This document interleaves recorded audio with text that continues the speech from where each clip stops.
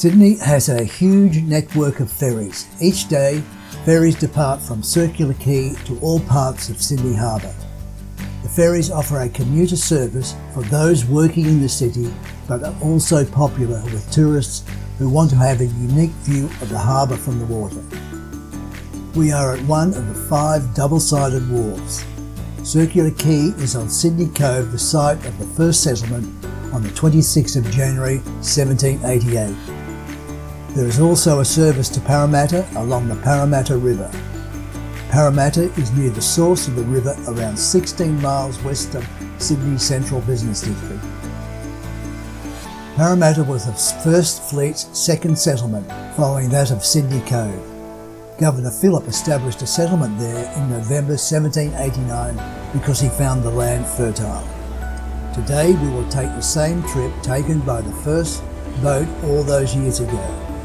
We will imagine what the first settlers saw as they made their way along the river's banks, which were in their natural state only disturbed by the small tribes of Aboriginals living along the banks.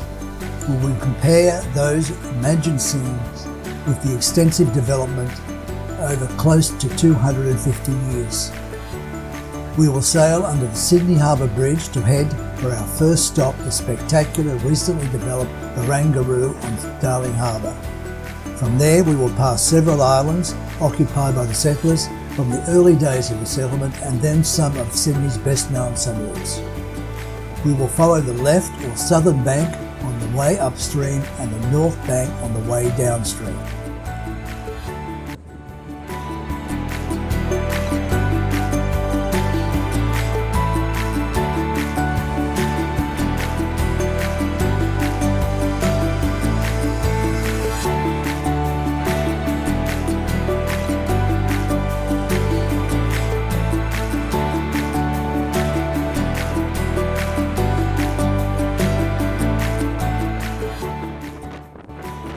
We have passed under the harbour bridge and are now at the entrance of Darling Harbour. Barangaroo will be on the left. On the right is the old, now colourful suburb of Balmain. There is a powerful wind blowing, causing me to hold on. Darling Harbour was originally called Cockatoo Bay. Governor Ralph Darling, governor between 1825 and 1831, renamed it after himself. It was part of the commercial port of Sydney. Over the years the area deteriorated until it became quite derelict. In the 1980s the government decided to redevelop it into a pedestrian and tourist precinct. It was an enormous project.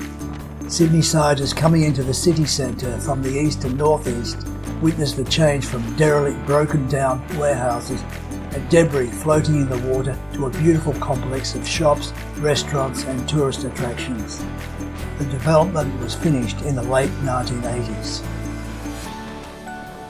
We will make a short stop at Barangaroo.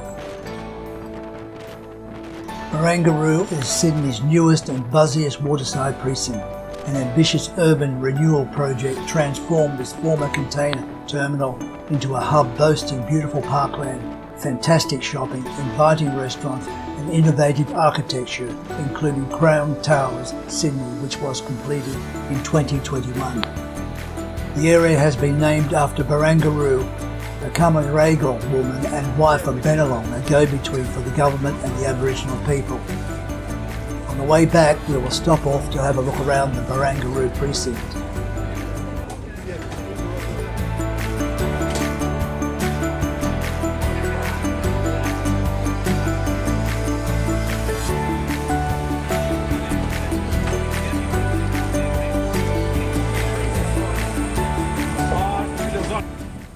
We are passing Balmain Peninsula on the left. Up ahead is Goat Island.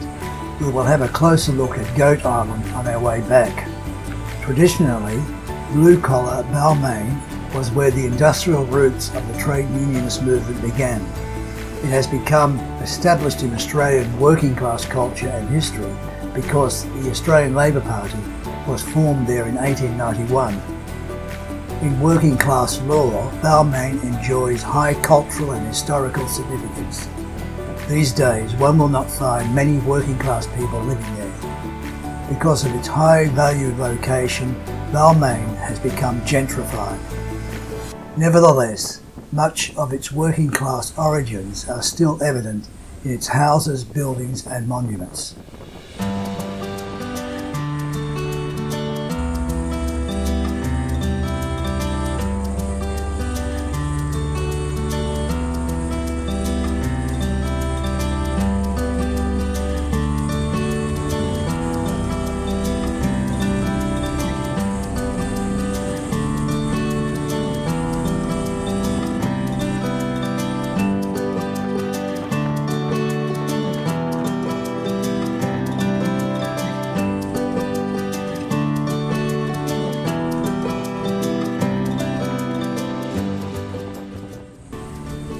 We are passing Birch Grove on our left and heading towards Cockatoo Island. Opposite Cockatoo Island, on the right side of the river, is the entrance to Lane Cove River.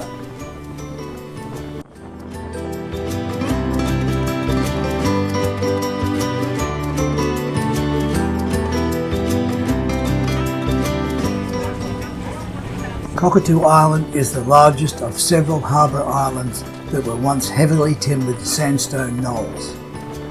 Between 1839 and 1869, Cockatoo Island operated as a convict penal establishment, primarily as a place of secondary punishment for convicts who had reoffended. It was also the site of one of Australia's biggest shipyards, operating between 1857 and 1991. The first of its two dry docks was built by convicts. It contains the nation's most extensive and varied record of shipbuilding, providing an understanding of maritime and heavy industry processes in Australia from the mid-19th century.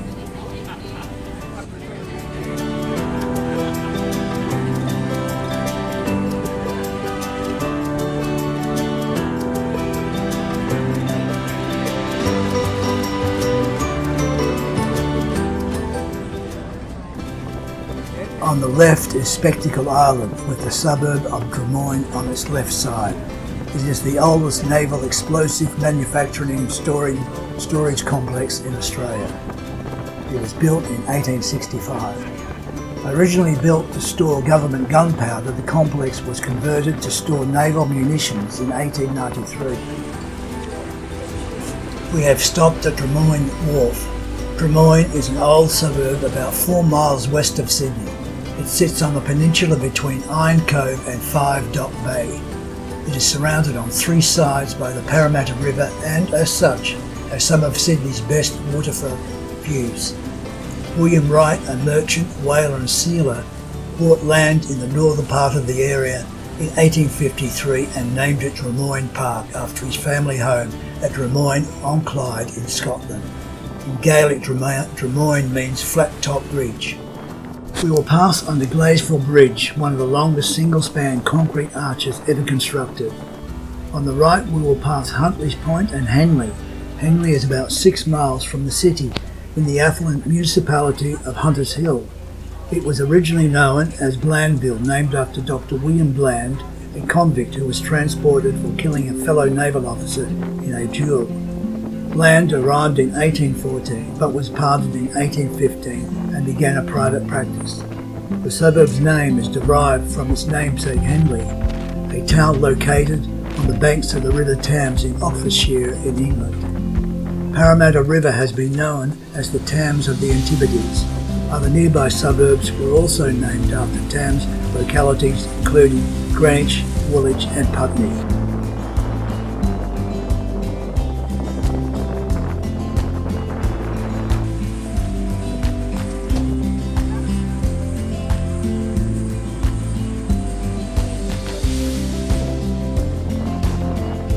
We have a stop at Abbotsford Wharf. Abbotsford took its name from Abbotsford House, owned by Sir Arthur Renwick. He named his property after Abbotsford House in Scotland, the residence of historical novelist and poet Sir Walter Scott.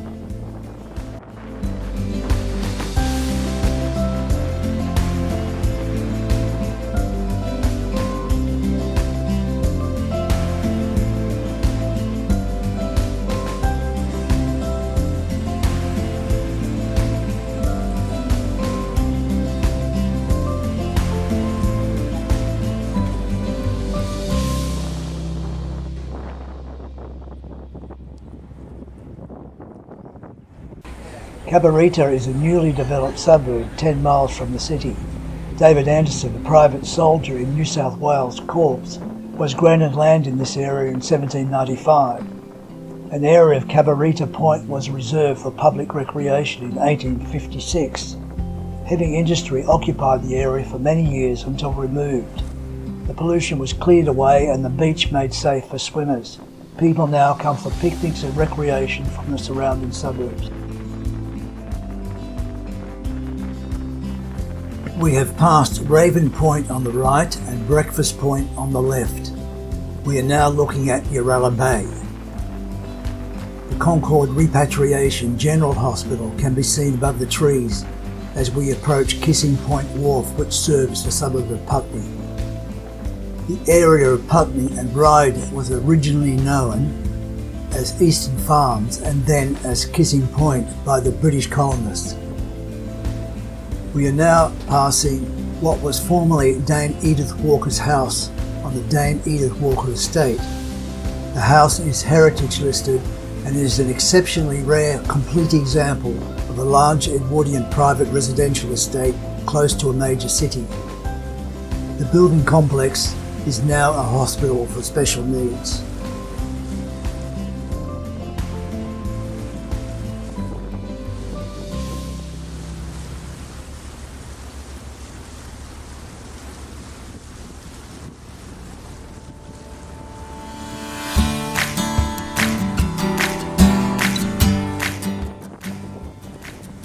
We are approaching Ryde Bridge. The original heritage-listed Steel Pratt Truss Bridge was built in 1913. We have another glimpse of Concord Repatriation General Hospital in Uralla Bay.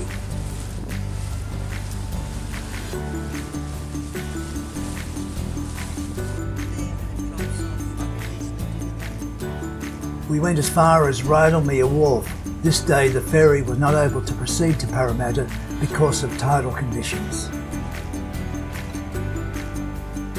We are on our way back. We have passed the suburbs of Melrose Park, Meadowbank, Ryde and Putney on the north bank. We have reached the Putney Punt Ramp with Morrison's Bay around the corner. The Putney Punt is one of only 10 cable punts left on the Parramatta River. The punt connects Putney on the north bank and Mortlake on the south bank. Between Putney Punt Ramp and Glazebrook Bridge, we have a view of the high-value properties on the north bank at Raven Point, Gladesville, Henley and Huntley's Point.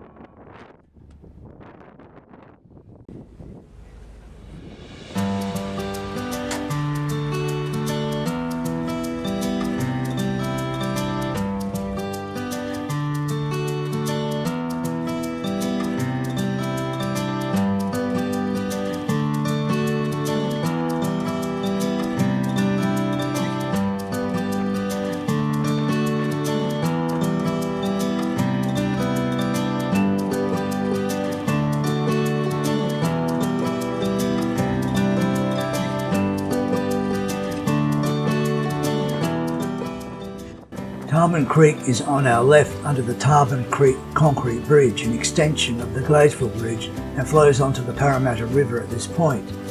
A well-known Gladesville identity of the 1920s was simply known as Black Lucy.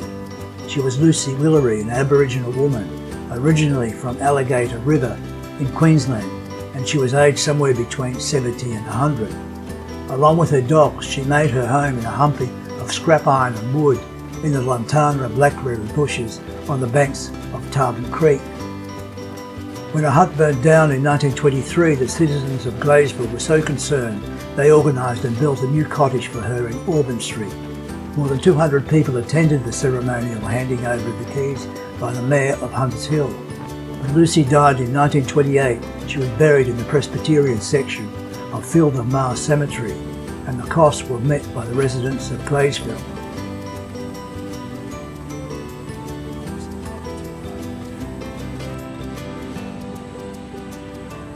We have passed Cockatoo Island on our right, the suburb of Woolwich, and the entrance to the Cove River on our left. We are now passing Greenwich. Greenwich Baths are visible.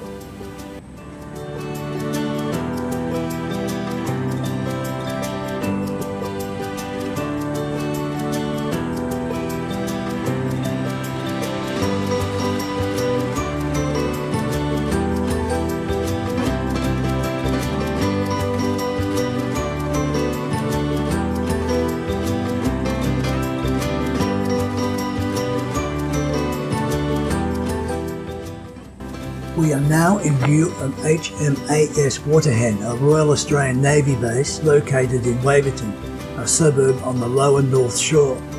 Constructed on the site of a quarry used to expand Garden Island in the 1930s, the location was used during World War II as a boom net maintenance and storage area. In 1962, the area was commissioned as a base of the Royal Australian Navy and became home to the RAN's mine warfare forces. Waterhen was the first small ship base established by the RAN, and from 1969 to 1979 was also responsible for the RAN's patrol boat forces. We have Balls Head Reserve on our left and further on Balls Head Bay. We are passing below Goat Island to go to Barangaroo.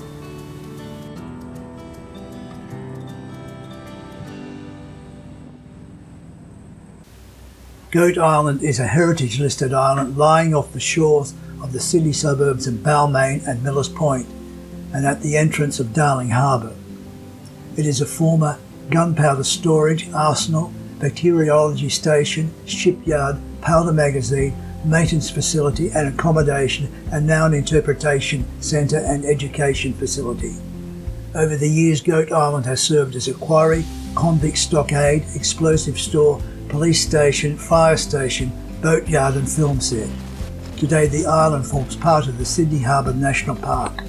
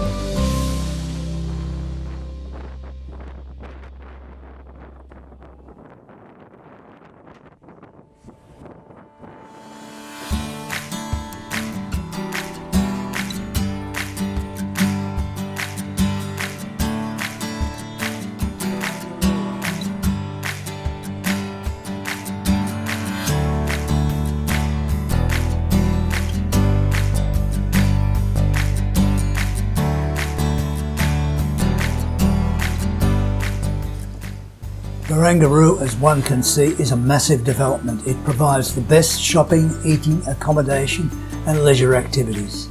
The barangaroo website, barangaroo.com, has as much information the visitor could wish for, from pre-settlement Aboriginal history through the development of Sydney by the settlers and their descendants to the world-class city Sydney is now today.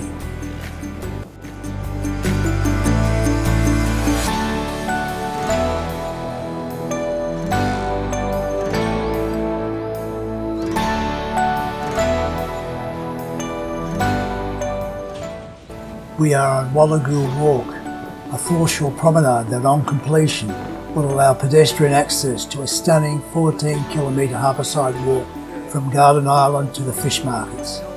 It is currently accessible at Barangaroo Reserve to the north and in the south linking King Street Wharf.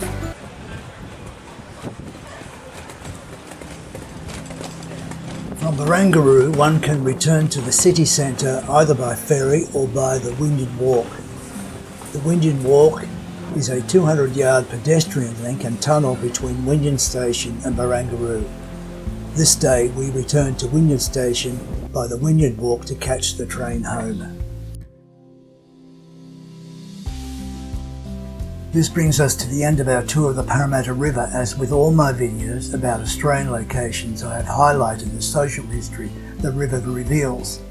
It's the social history that makes the Australian nation what it is. Before January 1788, there was a river with sparse Aboriginal tribes living along its untouched banks.